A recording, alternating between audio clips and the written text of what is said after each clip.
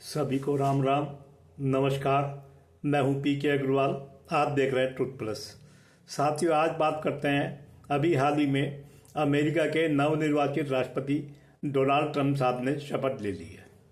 अब उनकी शपथ लेने के बाद भारत में कुछ आशंकाएं उठ रही हैं। क्या उनका आना भारत के हित में होगा, उनके कुछ बयानों को लेकर। इन आशंकाओं को उठाने वालों में वो भी शामिल हैं जो अपने को मोदी समर्थक कहते हैं, जो मानते हैं मोदी और ट्रंप दोस्त हैं।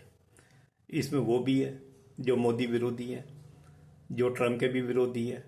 उनका काम तो आशंकाएं फैलाना है, तो उन्हें आशंकाएं फैलाने दीजिए। कुछ तथ्यों पर गौर करें आप, जिससे आप थोड़ा निश्चिंत हो सकेंगे कि क्या होने की संभावना है। अब आप जानते हैं, जैसे मोदी जी, जिन्हें राष्ट्रवादी कहा जाता है, उन्होंने कुछ नारे दिए थे, कुछ मिशन अपनाए थे। विकसित भारत, आत्मनिर्भर भारत, और भारत को तीसरी अर्थव्यवस्था बनाने के ओर अग्रसर भी हैं वो। उसके लिए उन्होंने कुछ कार्यक्रम बनाए थे, जैसे make in India, made in India, इस तरह के कार्यक्रम। अब आ जाता है ट्रंप साहब की तरफ। ट्रंप साहब भी राष्ट्रवादी नेता है। उन्होंने भी नारा दिया है, मेक अमेरिका ग्रेट अगेन, मागा। निश्चित रूप से अमेरिका को महान बनाना उनका दायित्व है। वो अमेरिका के राष्ट्रपति हैं। अब राष्ट्रवादी नेताओं में एक खास बात क्या होती है, वो राष्ट्र के प्रति समर्पित होते हैं, राष्ट्र के विकास के प्रति समर्पित होते हैं, राष्ट्र को आगे ले जाने के प्रति समर्पित हो जाते हैं। अब प्रश्न ये, जैसा संभावना व्यक्त की जा रही है, क्या वो भारत के आर्थिक हितों के अनुकूल होंगे या प्रतिकूल होंगे। देखिए, ये दोनों नेता, अमेरिका के राष्ट्रपति डोनाल्ड ट्रंप और भारत के प्रधानमंत्री नरेंद्र मोदी, इन्हें नेता के साथ राष्ट्र के प्रति समर्पित आप कारोबारी भी समझ दीजिए। ये आसान भाषा में बता रहा हूँ।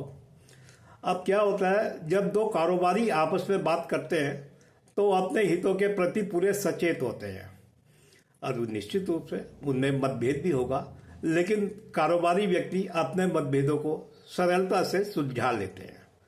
आप मोदी जी पर यकीन रखिए, मोदी जी भी भारत के राष्ट्रीय हितों की रक्षा करने में पूरी तरह समर्थ हैं, इतना आपको यकीन करना पड़ेगा। ट्रंप अमेरिका के राष्ट्रीय हितों की रक्षा करेंगे, वो अमेरिका के राष्ट्रपति हैं, उनका काम भारत के राष्ट्रीय हितों की रक्षा करना नहीं है। अब जहाँ तक यहाँ पे एक बात बताऊँ, डीप स्टेट है। अब फिलहाल तो अमेरिका से डीप स्टेट बाहर हो गया है। तो यहाँ एक बात और है, जो अमेरिकी होने वाले राष्ट्रपति ने, डोनाल्ड ट्रंप साहब ने कही थी ब्रिक्स करेंसी पर। उन्होंने कहा था, यदि ब्रिक्स करेंसी लाई गई तो मैं 100% टैरिफ लगा दूंगा।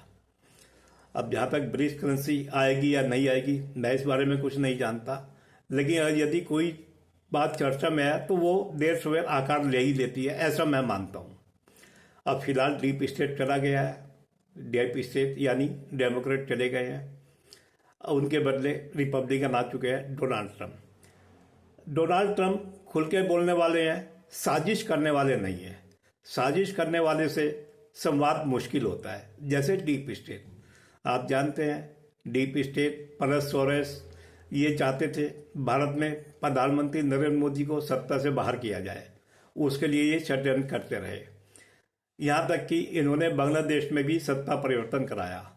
तो ऐसी शक्तियों से संवाद करना मुश्किल होता है, लेकिन ट्रंप कम से कम ऐसे नहीं है, ऐसे लगते नहीं है, युद्ध पिपासु नहीं है, साजिश जिसे बोलते हैं कॉन्स्पिरेसी थ्योरी वाले नहीं हैं। तो ये आशंका निर्मूल मैं मानता हूँ। अब जहाँ तक ब्रिक्स करेंसी की बात है, अब अंतर्राष्ट्रीय राजनीति में, अंतर्राष्ट्रीय कूटनीति में कुछ कदम आगे भी रखे जाते हैं, कुछ पीछे भी हटाए जाते हैं। अब हो सकता है अगर वाकई ब्रिक्स करेंसी लाने की कोई योजना हो तो हो सकता है फिलहाल वो टाल दी जाए, क्योंकि ब्रिक्स देशों के पास 4 साल का समय मिल गया है। ऐसा नहीं कह सकते कि अमेरिका से डीप स्टेट खत्म हो गया है। 4 साल के बाद, ट्रंप साहब तो 4 साल के लिए है ना, 4 साल के बाद डीप स्टेट की, डेमोक्रेट की वापसी हो सकती है। तो ब्रिक्स देशों के पास 4 साल का समय है। यदि वो ब्रिक्स करेंसी के बारे में कोई विचार कर भी रहे हैं तो 4 साल मैं समझता हूँ पर्याप्त है, वो अपने तैयारी कर सकते हैं। अगर 4 साल बाद डीप स्टेट की वापसी दोबारा होती है, कोई डेमोक्रेट राष्ट्रपति बनता है, तो अपनी योजना को मूर्त रूप देने के लिए उनके पास पूरा समय है। तो उसमें क्या होगा क्या नहीं होगा वो अलग बात है। अंत में एक बात जरूर ध्यान रखिए, किसी भी नेता का प्रथम दायित्व अपने राष्ट्र के हितों की रक्षा करना है। ट्रंप साहब अमेरिका के राष्ट्रीय हितों की रक्षा करेंगे, मोदी साहब भारत के राष्ट्रीय हितों की रक्षा करेंगे, और मैं इस वक्त दोहराता हूँ, मोदी साहब भारत के हितों की रक्षा करने में पूरी तरह समर्थ हैं। ये आप आसपास के देशों में चल रहे घटनाक्रम से समझ सकते हैं।